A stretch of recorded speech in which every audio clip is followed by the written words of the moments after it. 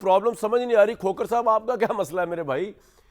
ये कोई तरीका नहीं होगा कि हम बैठ के, आप और मैं बैठ के डिसाइड कर लें कि पाकिस्तान की अवाम यही चाहती है। शहबाज शरीफ साहब वाला सिस्टम चाहती है, आप उसे कठपुतली कह लें, आप उसको कह लें कि जी ये सिस्टम जो है ये हाइब्रिड प्लस सिस्टम है, जो चाहे कह लें, अवाम इसके साथ है।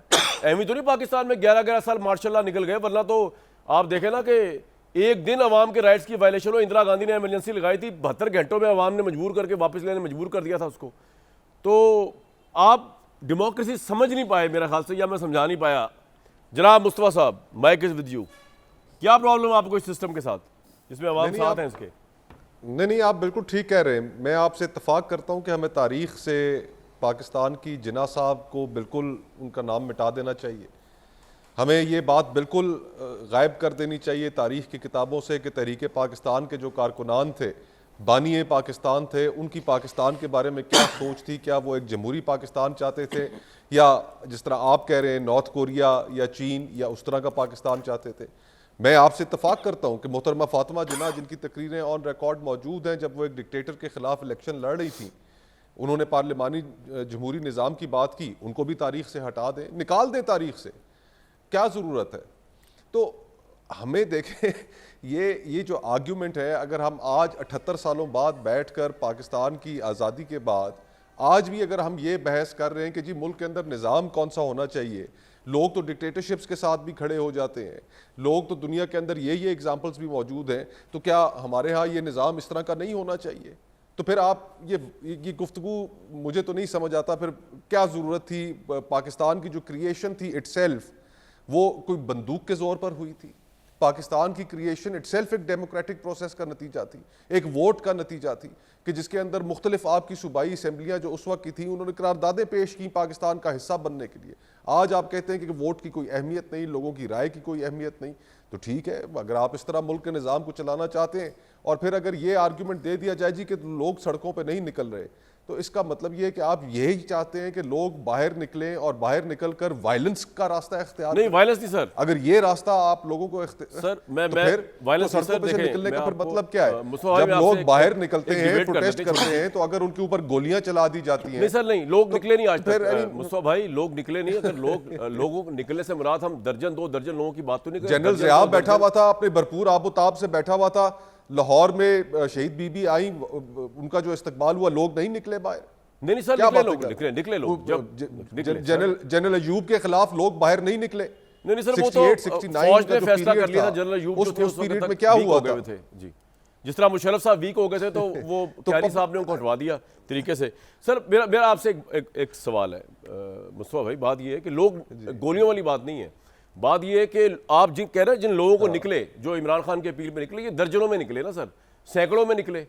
ये अगर लाखों में निकलते हैं तो कौन गोली चला सकता है? लाखों के मजमे पे गोलियां खत्म हो जाती हैं सर, टैंक्स खड़े हुए हो। मैं आपको एक बात, वैसे ही आप यूएसएसआर में जब टूटा, टैंक्स खड़े हुए थे वहां पे, लेकिन वो लोगों ने आउट नंबर कर दिया। बट टैंक से कितने गोले चलाने थे आपने? उसके बाद तो फिर अवाम थी और वो टैंक वाले थे, तो लोग निकले नहीं कभी सर। चलें पिछली हिस्ट्रियों को आप छोड़ें, वरना इस मुल्क में मार्शल लॉ ना लगता। अयूब खान का जो आप बता रहे हैं, वो तो 11 साल यार रूल कर चुका था, वीक हो चुका हुआ था। वो कश्मीर के ऊपर मामले के ऊपर, वॉर ऑफ 65 के ऊपर वो इतना वीक भुट्टो साहब ने उसे कर दिया हुआ था, उसने तो जाना ही जाना था। ज़िया-उल हक की मिसाल ले लेना, आप में से कितनी एमआरडी मूवमेंट चली, कौन निकाल सका ज़िया-उल हक को? प्रिंसिपल पहले तो आप पहले तो असूल तय कर लेना जी। जहां से मैंने प्रोग्राम का आपने आगाज किया, मैंने जब जवाब दिया तो मैंने पहले नुक्ता जिन्ना साहब का पेश किया, मोहतरमा फातिमा जिन्ना का पेश किया, तहरीक पाकिस्तान के कारकुनान का पेश किया।